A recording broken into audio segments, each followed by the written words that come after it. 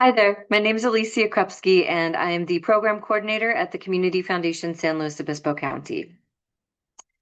Thank you so much for serving as an evaluator for the Janssen Fund grants this year. We truly value your time, perspective, and the care that you bring to this process. Today in this video, I'm going to walk you through how to access the online evaluation portal, what you'll see when you log in, and how to approach your scoring applications. You can expect 22 or 23 grant applications to review this year. So to access the portal, you're going to receive an email from administrator@grantinterface.com, and it's going to have a link to the evaluation portal. You're going to click on that link, and it's going to take you to this page. So if you've been an evaluator with us before, you can enter in your email address and your password here and just click log on.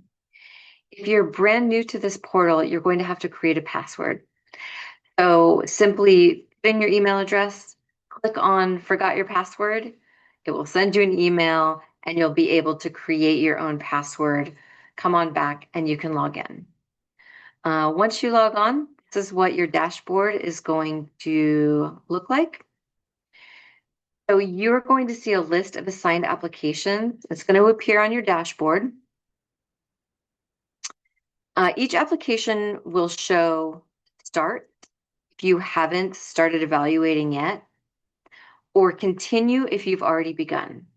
Your work actually saves, so you can return anytime. A little bit of important context before we go any further.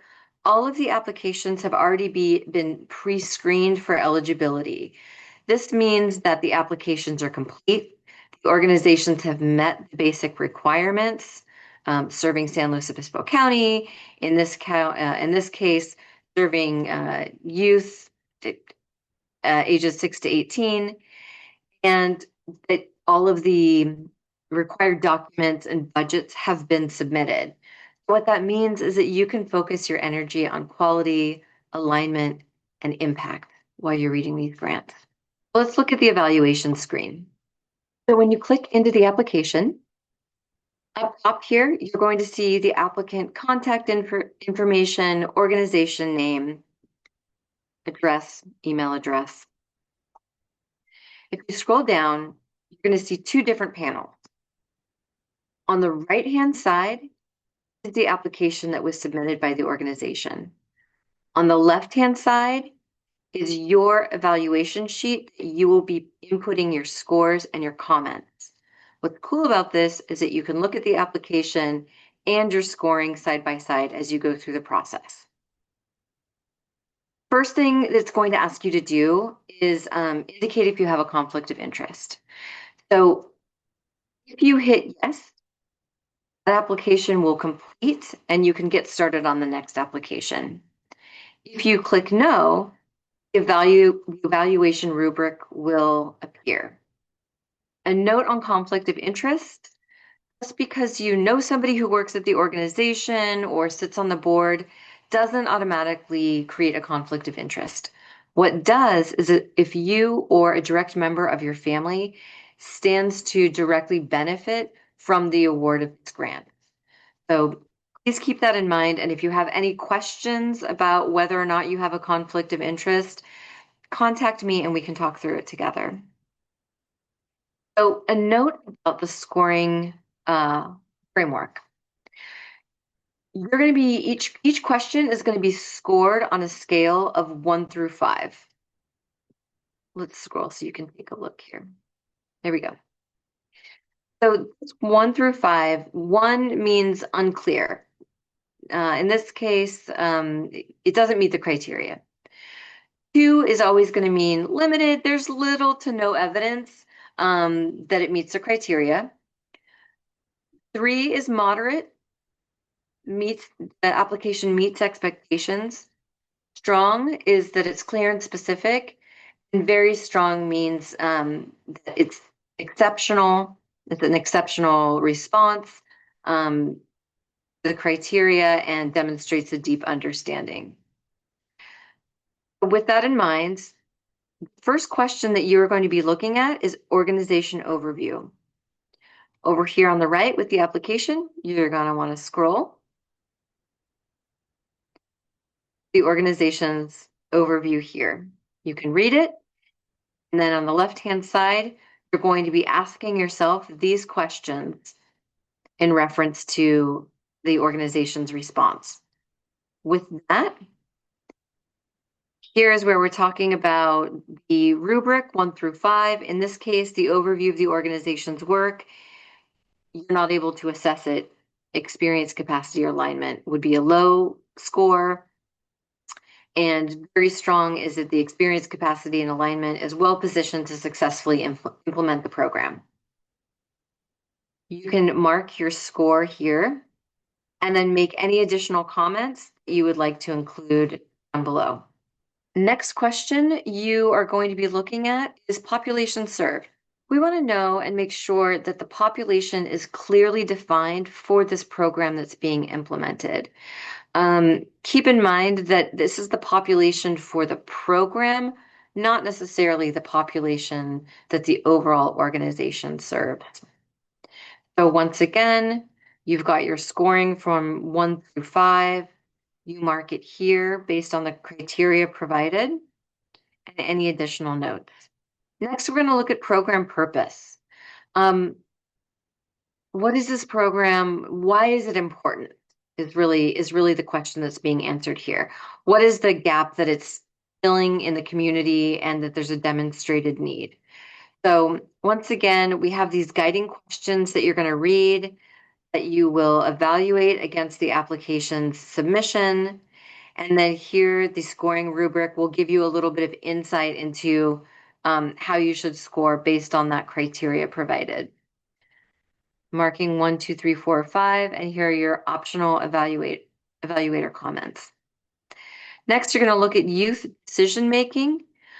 Here is where we really want to know how does the organization understand the needs of the youth that's being served, and how do they include the youth in how the programs are shaped and decision making processes.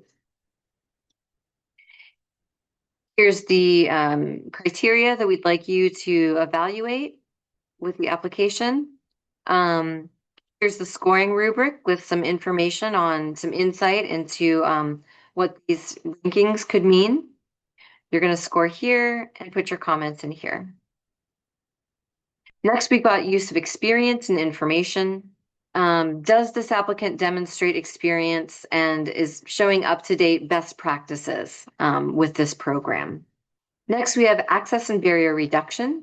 So how well does the organization identify and then address barriers to participation in our community? Positive youth development here, 40 developmental assets.